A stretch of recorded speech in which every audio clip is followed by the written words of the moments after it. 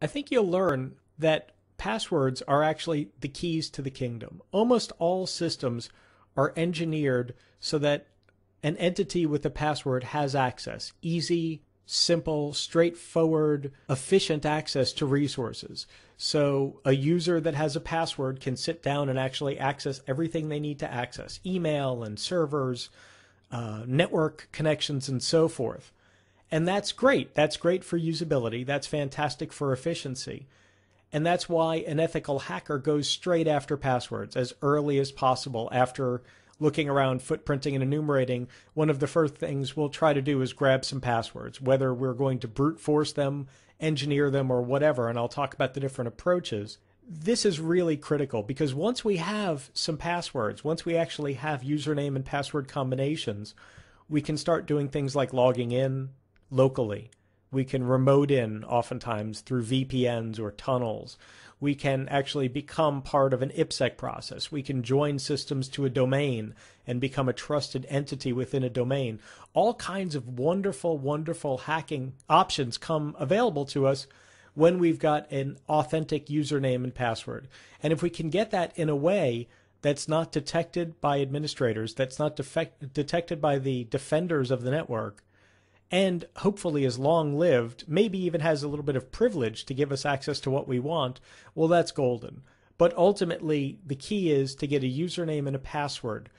It's going to be extremely useful throughout the entire process, throughout everything we do here. It makes it easier to hide tracks. It makes it easier to distribute malware, to infect systems, all that kind of stuff. And certainly some passwords are a lot easier to crack than others, or easier to guess than others. And there's some very specific reasons for that I want to show you. Based on a lot of research and talking to folks at conferences and looking at reports and so forth, I can tell you that most common password requirements in companies and government agencies, wherever you look, almost all passwords have certain characteristics. They have to be 8 or more characters typically. They have to be upper and lower case. They have to have a number in it. They have to have some type of non-alphanumeric character in there. They can't be repeated, or if they can be repeated, it's only after quite a long time. Like, for example, the last 24 passwords are stored, or the last 12 passwords are stored, so they can't be repeated very often. Passwords typically expire after about 60 days. Between 60 and 90 is usually the rule of thumb there, and then require some type of change. And oftentimes, or almost always, there's some type of account lockout on wrong passwords. So a user types in the wrong password 3 times within 5 minutes, let's say, and they're locked out for 10 minutes or 20 minutes, or till an administrator intervenes, or till they use some type of self-service unlock system. But these are really, really common. And the 8 or more characters and the mixed case are going to be the ones that I want to talk about immediately, because those are the ones that make it easier or harder for us to crack based on what's going on in the environment. I've got some really common password examples here, and there's a reason I've engineered these this way. I've got different lengths. I've got different types of upper, lower. I've got different combinations of alpha, numeric, non-alphanumeric. Got some spaces in there on a couple of them and so forth. So you can actually take a look and see that this represents really a good assortment of the different types of passwords you might see on systems. And maybe you've used some of these, probably not most of them actually, but you've probably seen some of these or something very like some of these and probably use them in your environment. And I want to explain why some of these are useful and some of these are not useful.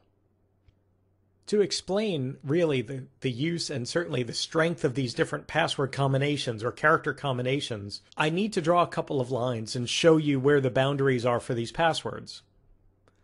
So the boundaries are actually right here, where you see the red line and the green line.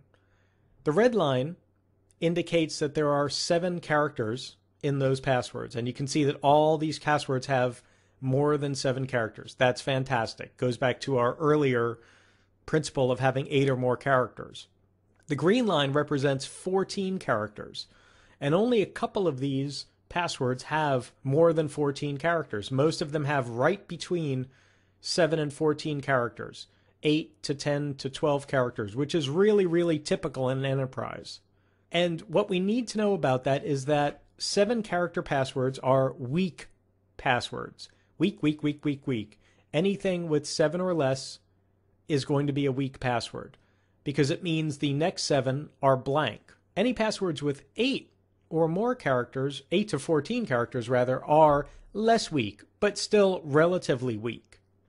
And then any password that's longer than 14 characters is considered strong because of the cryptography behind it, because of the way they're hashed and stored. A 15 or more character password is really important.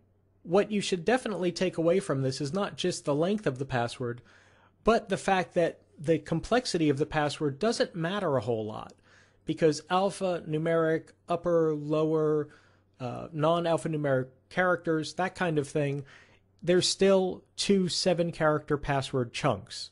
And so because of that limitation, because of how Windows hashes and stores these things, they're still vulnerable to the attacks that we can conduct against these passwords.